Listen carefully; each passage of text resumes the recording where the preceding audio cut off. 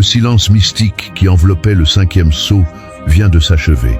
Dans les cieux, les martyrs ont reçu leur robe blanche, symbole d'une pureté retrouvée et d'une justice en attente.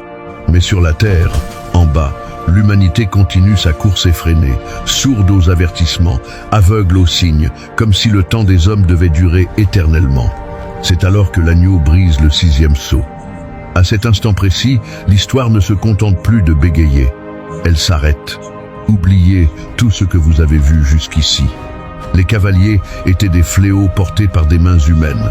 La séduction politique, la fureur des guerres, la rigueur des famines et l'ombre de la mort. Mais avec le 6e sceau, nous franchissons une frontière invisible. Ici, ce n'est plus l'homme qui juge l'homme, c'est la création elle-même qui entre en convulsion. C'est le moment précis où la science moderne perd ses repères et où la prophétie millénaire devient une réalité physique, tangible et terrifiante. Aujourd'hui, nous allons descendre dans les profondeurs de ce cataclysme et vivre, minute après minute, ce que Jean a décrit comme l'effondrement total de l'ordre universel. Préparez-vous, car ce que nous allons explorer dépasse l'entendement. Le soleil va s'éteindre comme une bougie soufflée par le vent, et les maîtres de ce monde vont supplier la terre de les engloutir. Écoutez avec attention ce que Jean rapporte dans sa vision. Et voici, il y eut un grand tremblement de terre. Ne vous y trompez pas.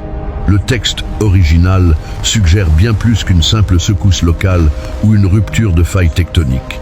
Il s'agit d'un ébranlement de la croûte terrestre à l'échelle mondiale. Imaginez un instant le sol sous vos pieds. Cet élément que nous considérons comme le plus stable, le plus solide, se mettant à onduler comme la surface d'un océan en pleine tempête. Les gratte-ciels les plus hauts, les ponts les plus massifs, les barrages que nous pensions indestructibles s'écroulent comme des châteaux de cartes. Les montagnes, ces géants de pierre que nous croyons éternels, se mettent à chanceler. Les îles, refuges de tranquillité, se déplacent de leur base. En quelques secondes, toutes les infrastructures qui font la fierté de notre civilisation technologique sont réduites en poussière. Mais ce n'est que le commencement. Alors que la poussière des décombres s'élève encore, les yeux se tournent vers le ciel, et là, l'horreur devient cosmique.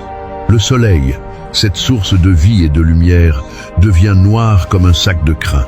Imaginez cette obscurité surnaturelle, une opacité si dense qu'elle semble presque palpable. Ce n'est pas une éclipse prévisible, c'est l'extinction de la lampe du monde. En même temps, la lune subit une transformation sinistre. Elle devient comme du sang. Ce n'est plus le disque argenté qui apaise nos nuits, mais une sphère de couleur ocre et pourpre, une teinte de mort qui vient éclairer de sa lueur blafarde les ruines fumantes de nos cités. Puis, le spectacle devient apocalyptique au sens littéral du terme. Les étoiles du ciel tombent sur la terre. Jean utilise une métaphore magnifique et effrayante. Elles tombent comme les figues vertes d'un figuier secoué par un vent violent. Que l'on parle de pluie de météorites massives ou d'un bombardement de corps célestes, l'image reste la même. La sécurité du ciel est brisée. Ce dôme céleste que nous pensions immuable s'effrite au-dessus de nos têtes. Certains chercheurs et scientifiques tentent d'expliquer ces phénomènes par des théories d'inversion des pôles magnétiques ou des impacts d'astéroïdes. Mais la Bible va plus loin. Elle décrit ici un retrait volontaire de la main de Dieu.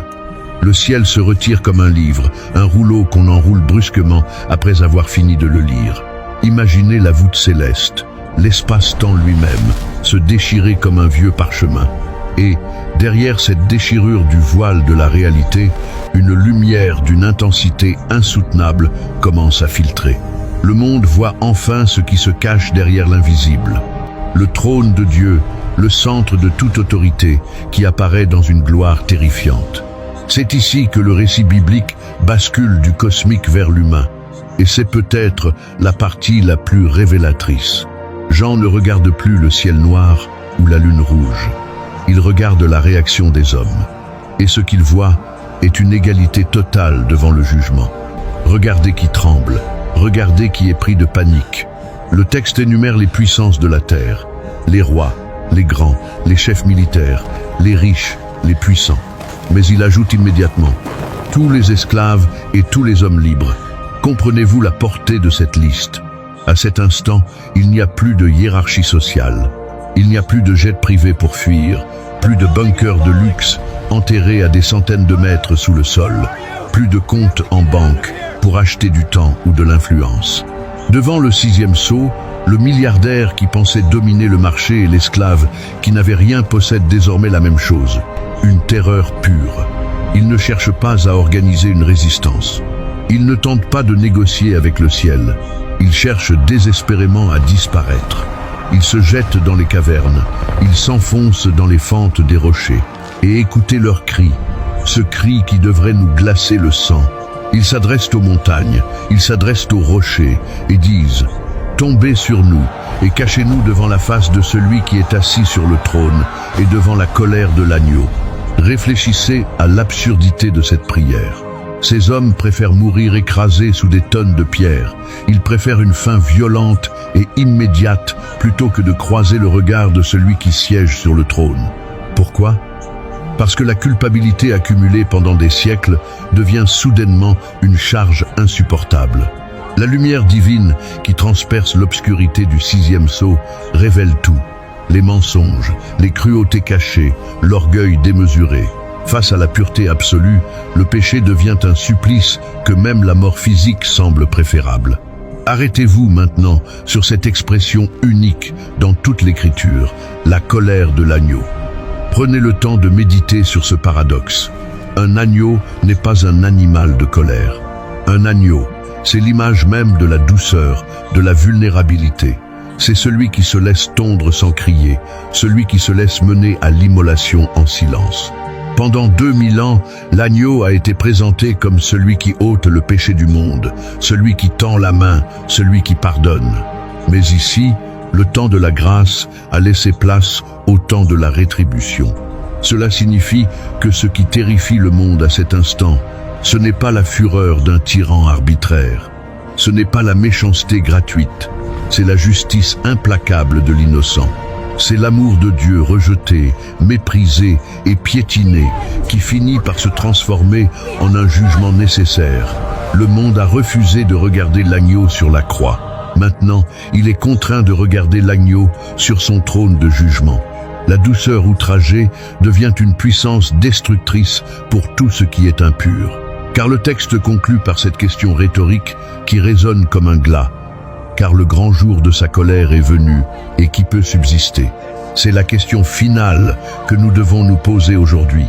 Qui peut rester debout quand tout ce qui semble solide s'effondre? Qui peut garder la tête haute quand les montagnes s'envolent et que le ciel se déchire? Le sixième sceau est le rappel brutal que rien sur cette terre n'est permanent. Ni nos technologies, ni nos gouvernements, ni même l'ordre physique des astres. Tout est maintenu par la volonté de Dieu. Et quand il décide de retirer son soutien, l'univers chancelle. Rappelez-vous cette vérité essentielle. Mieux vaut être jugé par le monde et couronné par Dieu que d'être applaudi par le monde et rejeté par Dieu. La robe blanche dont nous parlions au sceau précédent ne s'achète pas, elle se gagne dans la fidélité et dans l'épreuve.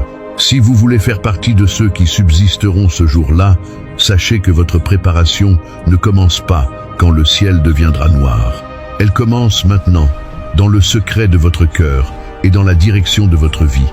Si vous avez compris l'urgence de ce message, si vous avez décidé au plus profond de vous-même de rester fidèle jusqu'au bout, quel qu'en soit le prix, manifestez-le. Ne laissez pas ce moment passer sans marquer votre engagement. Écrivez simplement en commentaire « Je tiendrai bon ». Ce n'est pas qu'un mot sur un écran. C'est une déclaration de guerre contre l'ombre et un serment de fidélité à la lumière. Partagez cette vidéo, diffusez cette vérité, car le temps presse. Le sixième sceau est sur le point de libérer un tournant majeur. Après ce chaos cosmique, la Bible nous dit qu'il y aura un silence de 30 minutes au ciel avant l'ouverture du septième sceau. Un silence de mort, un silence d'attente, plus terrifiant peut-être que tous les tremblements de terre. Nous l'explorerons ensemble dans le prochain épisode. Abonnez-vous pour ne pas manquer la suite de cette saison Apocalypse.